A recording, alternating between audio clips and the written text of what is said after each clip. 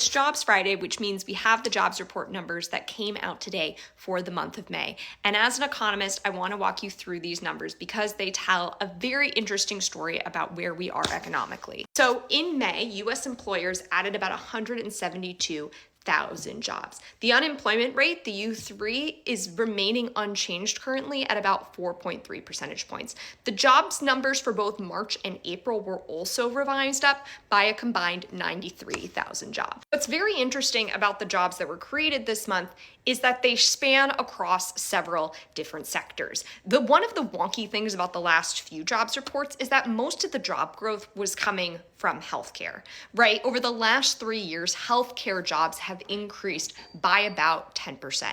However, in recent months, we have started to see job growth across several different types of industries, namely leisure and hospitality, utilities. Interestingly, tech and media, along with financial services, lost a combined 24,000 jobs. Now, with AI, we're specifically playing a role in job loss. We would see much more dramatic job losses in those two sectors. But as of right now, that doesn't seem to be the case. This labor report also specifically highlights the populations of people who are still struggling with gaining jobs from this report, namely young graduates, right? People between the ages of 20 and 24 who are college educated, as well as Black individuals. Their hiring numbers and their labor numbers continue to fall behind the national average. Another really interesting number we get from the jobs report that honestly I think a lot of the media leave out is average hourly weekly earnings, right? The amount of money that people are earning on a day-to-day basis. The numbers released this month found that year over year, average hourly weekly earnings were increasing by 3.4% year over year. Now, with some of the inflation numbers, we have seen that increase in prices have been about 3.8%, which means that people's purchasing power, right, the power of the money that they are earning is falling because inflation is rising faster than their wages, which gives us a sense of why consumer sentiment about the economy, right, and about affordability is so low, which means that it's likely that the Federal Reserve, right, looking at these employment numbers combined with the inflation numbers, are not likely to cut rates, right? When you have a labor market that's stabilizing with an increase, right, in inflation, that usually signals that the Fed needs to cut rates in order to stop the inflation from rising. Now, whenever I make videos about economics numbers, specifically when they are positive economics numbers, I always get questions from y'all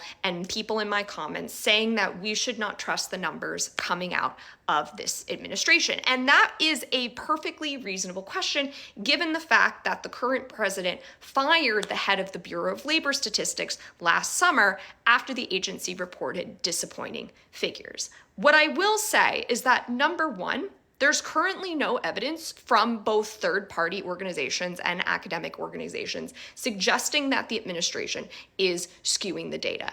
If we saw that the administration was skewing the data, it would deviate from third-party reports about the jobs numbers, like the ADP numbers, and that doesn't seem to be the case here, right? The ADP jobs report found that for the month of May, there were about 120,000 jobs created in the private sector. So if there was a significant deviation from those two reports, then I would agree with you, but that doesn't seem to be the case here. The other thing is that the fired BLS commissioner, Dr. Erica McEnteffer, along with current and former agency employees, are also saying that we should continue to trust the numbers. So as of right now, I am taking the numbers at face value, similar to a lot of Wall Street economists, a lot of academic economists, etc. In addition, there are hundreds of economists who have PhDs generally who work on these reports, who process these surveys in order to get the numbers to us.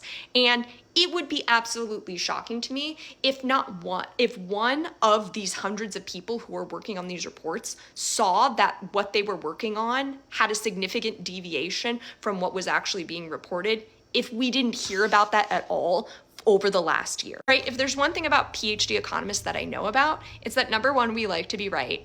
And number two, the data is God. Like, the data mean everything. And so if there was some skewing of the data, if there was some deviation from the data that these economists were working on and what had actually come out, because this jobs report passes through like many hands, It would be very, very shocking to me if not one person spoke out over the last year. I think what the biggest threat to the BLS is, and the bigger thing that we should be concerned about, are these long-standing challenges relating to funding and shrinking budget, along with high levels of staff attrition, right? We saw this in the labor data itself, where federal employment has been falling over the last year, as well as methodology that in this current day and age is not supported based on things like response rates and what types of populations they're surveying from, right? If there is not enough funding or staff to be able to collect a significant and robust sample size of data, and that creates volatility within the sample, or if we have something like a government shutdown where this year we didn't get 2 months of data, that is a much bigger concern. I know that sounds really naive, and you're welcome to unfollow me if you find that naivete annoying. However, at the end of the day, I am not in the business of speculating whether or not things are true or not without having concrete data. And from talking to other labor economists who are experts in this, they are much more concerned, again, about the budgets and the labor and the layoffs that are affecting the federal government right now versus some shadowy figure cooking the books. And that's what I'm going on. Anyways, we will have to see how these figures, combined with the inflation figures we're going to see over the next several weeks, square up about what the Federal Reserve plans to do. But for now, that's all I got. And as always, if you have any questions, let me know.